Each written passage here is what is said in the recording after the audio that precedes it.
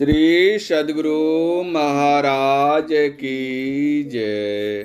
प्रातः स्मरणीय अनंत श्री भूषित परमाराध्य संत सद्गुरु महर्षि में परमहंस जी महाराज का प्रवचन। बिना शब्द के सृष्टि नहीं हो सकती। बंदो गुरु पद कंज कृपा सिंधु नर रूप हरि महामोह तम पुंज जासु वचन रवि कर निकर। धर्मानुरागिणी प्यारी जनता, संसार परिवर्तनशील और नाशवान है। जहाँ लोग बसते थे वहाँ आज गंगा जल का प्रवाह होता है, और जहाँ गंगा जल का प्रवाह था वहाँ लोग बसते हैं। यहाँ पहले क्षत्रिय का राज्य था, 1000 वर्ष तक वह रहा। भगवान श्री राम जिस वंश में हुए वह वंश भी रहने नहीं पाया। मुसलमान लोग आए, उन्होंने राज्य किया, फिर उन लोगों का राज्य चला गया। अंग्रेज आए, उन लोगों का भी राज्य चला गया। अपने शरीर को सोचो, बच्चा, जवान और बूढ़ा होकर फिर लापता हो जाता है। अपने शरीर में भी अनेक टुकड़ों के मिलने से एक होता है। यह संसार भी कण कण से बना हुआ है, इसलिए खंडनीय है। संसार में कोई पदार्थ नहीं जो अखंड हो। हम लोग शब्द सुनते हैं, इसका भी खंड होता है।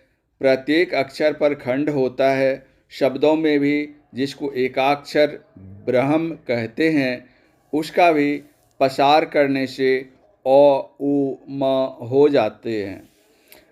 बाजे गाजे के जितने शब्द हैं सबके खंड होते हैं। संसार का कोई पदार्थ अखंड नहीं।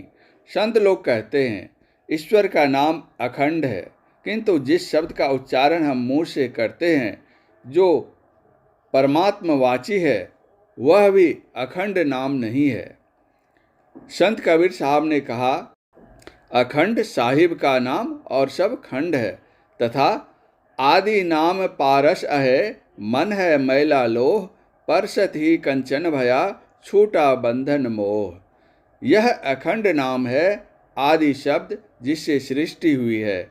बिना शब्द के सृष्टि नहीं हो सकती। शब्द हुआ, कंपन हुआ। आदि सृष्टि में आदि कंप हुआ। वह शब्द ईश्वर से लगा हुआ है।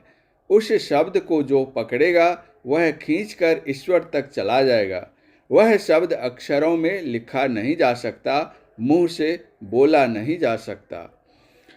अघोषम अव्यंजनम अस्वरं च अतालुकंठोष्ठ मनासिकम च अरेप जातं उभयोष्ठ वर्जितं यद क्षणम न क्षरते कदाचित।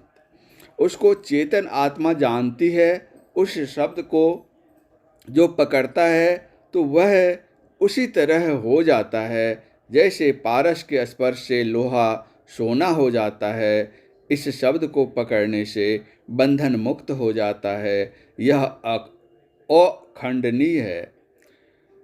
श्रीमद् भागवत पढ़ो, उसमें लिखा है शब्द 3 प्रकार के होते हैं, प्राणमय, मनोमय और इंद्रियमय। शब्द ब्रह्म सुदुर्बोधं प्राणेन्द्रियम दिए मनोमयम अनंत पारम गंभीरं दुर्भिगाह्यम समुद्रवत। प्राणमय शब्द चेतन धारा को कहते हैं। ईश्वर का नाम प्राणमय शब्द है, उसको जपने की जरूरत नहीं। ध्यान में जाना जाता है, उसको पकड़ो। उसको क्या पकड़ोगे वही तुमको पकड़ लेगा। वही अखंड साहिब से नाम है। संतों के ग्रंथों को पढ़ो, बराबर सत्संग करते रहो, तो इसको अनपढ़ लोग भी जान सकते हो। सन 1922 ईस्वी में छपड़ा में मैं 1 महीने ठहरा हुआ था। वहाँ एक सत्संगी था। वह पढ़ा लिखा नहीं था, किंतु सत्संग सुना था। शब्द के बारे में चर्चा होने पर उसने कहा, एक शब्द और होता है जिसको श्रोतात्मक शब्द कहते हैं। उस सत्संगी का नाम था तहबल दास। जाति का वह मेहतर था, लेकिन सत्संग के प्रभाव से वह इस बात को जानता था। आप लोग भी सत्संग कीजिए, आप लोग भी बहुत बात समझिएगा। नाम भजन की बड़ी महिमा है। यह नाम भजन ध्वन्यात्मक शब्द का होता है। ध्यान में डूबने वाला ही उस ध्वन्यात्मक नाम को पकड़ सकता है। इसके लिए संत कबीर साहब ने बताया कि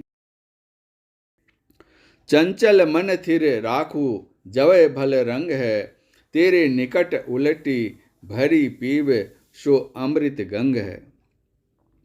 अपने को उस अमृत को पाने के लिए उल्टाओ, अर्थात बहिर्मुख से अंतर्मुख करो। बहती हुई पवित्र धारा को गंगा कहते हैं। आपके अंदर बहती हुई चेतन धारा पवित्र गंगा है। अपने अंदर जो उल्टेगा वही इस गंगा को पावेगा और उस शब्द को भी पावेगा। यह जानकर भजन कीजिए, अपने अंदर में खोजिए। आपके अंदर ऐसा भंडार है, कितना भी खर्च कीजिए कमने को नहीं है। इस शरीर रूपी गुफा के अंदर परमात्मा रहते हैं। इस शरीर में बुद्धि है। आजकल के वैज्ञानिकों ने भी माना है कि बुद्धि से क्या क्या चीज़ें निकलती रहती हैं। कितनी चीज़ें, कितनी बातें और निकलेंगी, ठिकाना नहीं। पता लगाइए कि विज्ञान का छोर किधर है, अपने अंदर है। भगवान श्री राम का राज्य किधर है, आपके अंदर है। उस राम प्रताप रूपी सूर्य के दर्शन से अज्ञानता जाती रहती है। काम क्रोधादिक विकार दमित होते हैं। सुख, संतोष, विराग, विवेक आदि बढ़ जाते हैं। संत लोग कहते हैं परमात्मा पर विश्वास करो, उस परमात्मा को पाने का यत्न अपने अंदर करो।